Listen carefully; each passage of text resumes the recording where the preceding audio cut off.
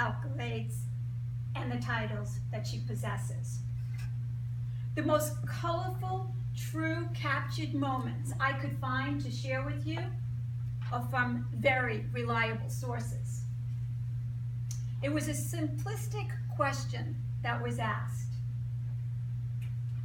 What is the most memorable moment you have shared with your mom?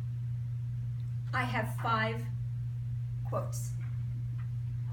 Noel, when I was being bullied in high school, junior year, Mom told me not to let the kids see me give into it, and that I can come home and cry to her, but not to let the others see that it was affecting me. To rise above it and to stay focused, even with the distraction my peers were trying to create around me. Manal taught her daughter strength in the time of adversities.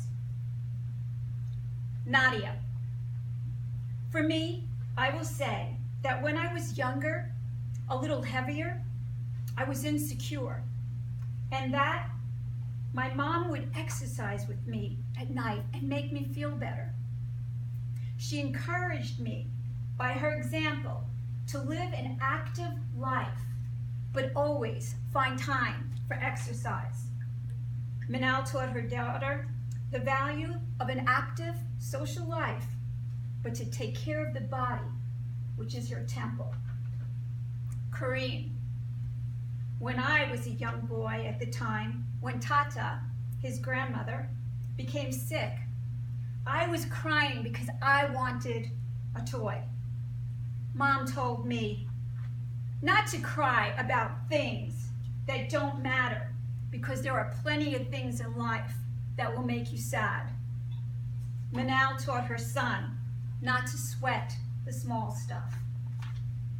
Malik had 2 statements. The first one, she snuck out of bed and hid behind the wall, and she saw Manal and her father sitting at an octagon-shaped table going over the plans of their new home. And Mom was sad and put her head on his shoulder. And he stopped everything and embraced her. Without her even knowing it, Manal taught her daughter what a loving husband should be like. On a brighter note, she tells me, I wanted to mention how even though others made me feel bad about having excessive amount of energy as a child, telling me I needed to calm down and be quiet, Mom always would make time to play with me until I was worn out, and never made me feel bad about it. I remember that she would leave work or leave her meals at a restaurant, run around the parking lot and play games with me. She never let me feel that I was bothering her. Even as I got older, she would continue to find unique ways to connect with me through her lighthearted jokes and interactions. Manal reached into Malik's world to embrace her wonderful spirit that existed as a child and certainly exists today. Layla. When I was a little girl, my mom would let me dress myself, not because she didn't have time or think that I could not do it, but she allowed me to express myself. I would go to soccer games wearing costumes. I would wear different kinds of socks. I would wear different patterns at one time.